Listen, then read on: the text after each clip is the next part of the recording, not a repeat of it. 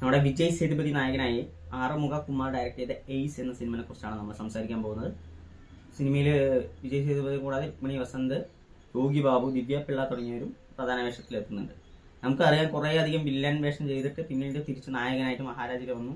എല്ലാവർക്കും ഭയങ്കരമായി ഇഷ്ടപ്പെട്ടു. പുള്ളിയുടെ പണ്ടത്തെ ഒരു ട്രാക്ക് ഉണ്ട്, ഒരു 10 പടം ചെയ്യും, അതിലൊന്നും അടിപൊളി സിനിമയായിരിക്കും, ബാക്കിയെല്ലാം കയ്യിൽ നിന്ന് പോകും. അതിൻ്റെ ക്ലോസ്ഡ് ആയിട്ടുള്ളവർ പറയുന്നത് കേട്ട് കഴിഞ്ഞാൽ പറയും ഫ്രണ്ട്ഷിപ്പിന് വേണ്ടി ചെയ്യുക, അല്ലെങ്കിൽ ആരെങ്കിലും വന്നിട്ട് സിനിമ ചെയ്യണം എന്ന് പറഞ്ഞു കഴിഞ്ഞാൽ പോയി ചെയ്യും, പുള്ളി ഒന്നും നോക്കില്ല. പക്ഷെ ഇനി ഞാൻ കറക്റ്റായിരിക്കും എന്നൊക്കെ പറയുന്ന പോലെ തോന്നി. പക്ഷെ പുള്ളി പഴയ ട്രാക്ക് തന്നെയാണെന്നാണ് തോന്നുന്നത്. അപ്പം എയ്സ് എങ്ങനെയുണ്ടെന്ന് ചോദിച്ചു കഴിഞ്ഞാൽ സിനിമയുടെ തുടക്കത്തിൽ നായകന് ഭയങ്കര ബിൽഡപ്പ് ഒക്കെ കൊടുക്കുന്നുണ്ട്.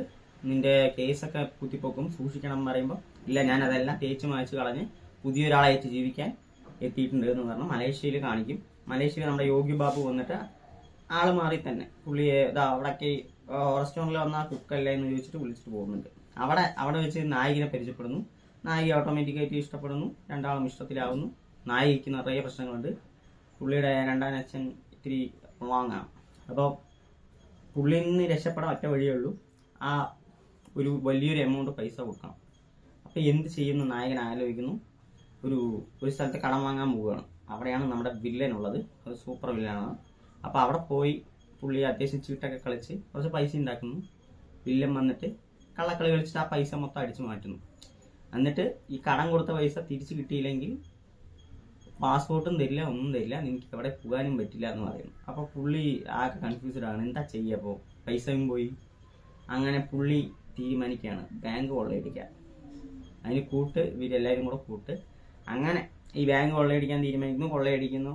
പിന്നീട് ഓരോ അറിയാലോ പ്രശ്നങ്ങളും കാര്യങ്ങളും. അവസാനം കറങ്ങിത്തിരിഞ്ഞ് ഓട്ടത്തോടോട്ടം, അവസാനം എൻഡ് ക്രെഡിറ്റ്. ഇതാണ് ഈ എയ്സ് എന്ന സിനിമയുടെ കഥ എന്ന് പറയുന്നത്. സിനിമയിൽ എടുത്തു പറയാനുള്ളത് എന്ന് പറഞ്ഞു കഴിഞ്ഞാൽ രുക്മിണി വസന്ത് കൊള്ളായിരുന്നു. ആ രുക്മിണി വസന്തിന് വേണ്ടി വേണമെങ്കിൽ സിനിമ കാണാൻ പറ്റും.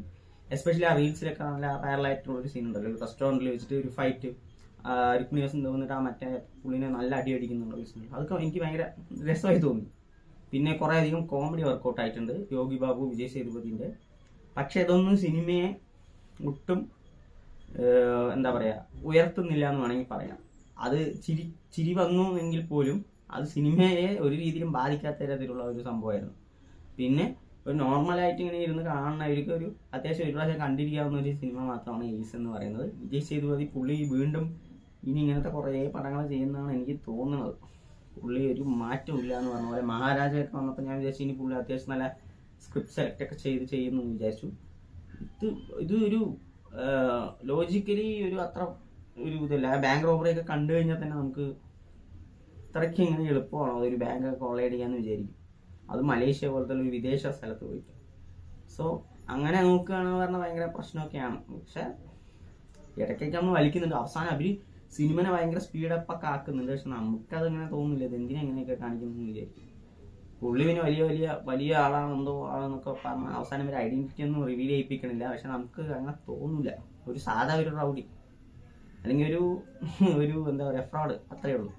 അപ്പോൾ ഈ സിനിമ കാണുക, നിങ്ങളുടെ അഭിപ്രായങ്ങൾ കമന്റ് ബോക്സിൽ അറിയാം. എനിക്കിതൊരു ആവറേജ് മൂവി അല്ലെങ്കിൽ അതിൽ താഴെ ആയിട്ടാണ് ഫീൽ ചെയ്തത്. അപ്പോൾ നിങ്ങളുടെ അഭിപ്രായങ്ങൾ കമന്റ് ബോക്സിൽ അറിയിക്കുക.